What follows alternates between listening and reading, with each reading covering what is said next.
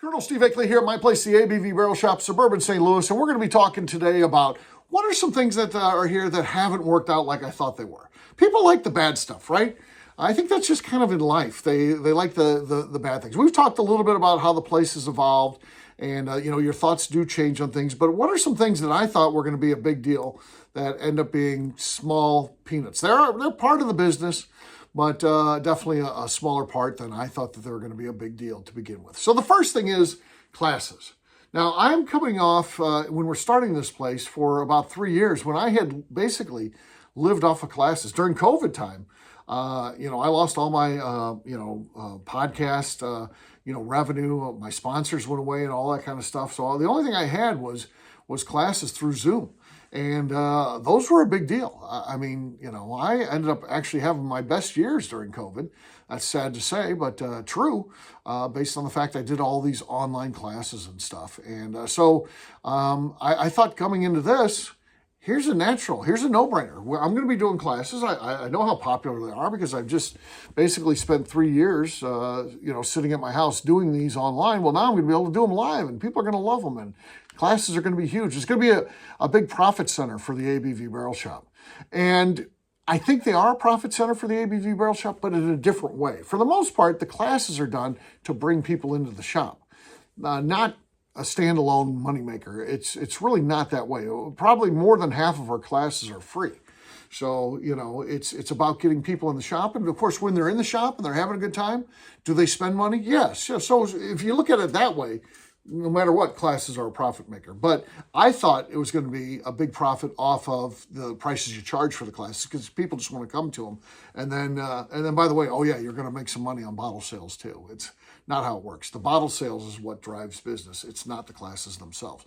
The classes themselves are designed to push people into the shop where they then, buy some product if things go well. So that was a big difference for me. Again, so it just didn't work out like I thought. Full barrels definitely did not work out like I thought. I thought, 220, 230, 240 bottles, no big deal. We'll rip through that. Particularly if we've only got, like when we started here, we had like 11 barrels. I thought, this is going to be quick turn. No, they stall out is what I've always found. You can sell a half barrel pretty easily if it's a great whiskey, but a full barrel, nah, it's too much, at least for this size shop. I don't know if I had a huge store where I had large volume. Maybe if I was in Louisville, Kentucky, and it was on the Bourbon Trail and everybody came there, that probably wouldn't be a big deal. But I'm in suburban St. Louis at a small shop, and that's a little bit out of the way, it just doesn't happen. So half barrels for us is the way to go. Full barrels just didn't work out. Those didn't sell good enough for us, and we would be out of business if we didn't change our thought process about that. Also, the idea what didn't work out, I thought no matter what, we're always going to be barrel picks only. We'll never do anything but barrel picks. Well, my thought process about that was wrong. We needed to do some different things. Now, if you look at the numbers, barrel picks are 95% plus of our revenue. So we are basically a barrel pick only shop if you're looking about where the revenue comes from. But that being said, we do have to have some other things. There's people who walk in here, they don't know any of the brands. They just want something for, they want to grab a bottle for some cocktails they're making for a friend event overnight. Well, over there on that wall, as I point to it, we have a bottle and bond section where you can buy some great whiskey that is brand names that you know and you've probably heard of before, and you can put that in your cocktails, that type of thing. So that's one of those things that, just didn't work out. Not thinking we're only going to do barrel picks now. So now we have a whole section dedicated to like expensive whiskey because we're known as this place to go buy gifts and things like that. And people come in and they walk in with budgets and they want to spend $200 on a bottle, or they want to spend $300 on a bottle. And we, when it's just our barrel picks don't sell for that much. So we had to have something to match for them. You're like, well, you could turn those away and not have, no, we want to make a sale to those customers as well. So, and then maybe that introduces them or the person they're giving the gift to. Think about that.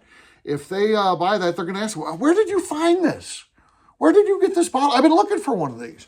Well, the ABV Barrel Shop. Well, that might get the bourbon lover in here, the person that they're buying the gift for. So it makes sense for us to do that. It's kind of like the classes draw them in. If we have things that fulfill the needs of the people that aren't looking for a $70 barrel pick, We've got things to help them. So just the idea that it would be barrel picks only, wrong.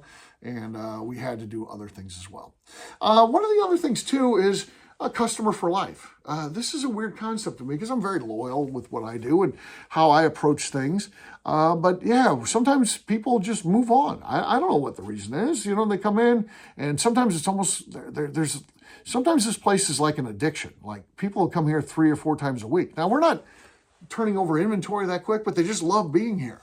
And sometimes those end up being evolving into our best customers that stay with us the rest of the time. But there's other times that kind of, those exact same type of behaviors, people kind of burn out. They're like, I'm on to something else. But so I think those are the folks that are into whiskey, hot and heavy for a while. Then they might be into something else or family or who knows what. But yeah, so I you think that when you get a really good customer, that's going to be a good customer as long as you have this business. That's not necessarily the case. People move on and do different things, and that's just how it is. That's just how it is. And every once in a while they'll come back. Some of them, not all of them, but some of them will come back, and it's just like, hey, how you doing? How you been? And they might buy a bottle, but things change in their life. Whereas they'd come in 2, 3, 4 times a week before. They come in once a year. You just have to. What are you going to do? You just have to, live with that, and that's how it is. It just, people are different, and they're going to experience this place however they want to experience it. So that's just some different things that worked out a little differently than how I thought they would when I opened the store. So I wanted to talk about those. So there you go.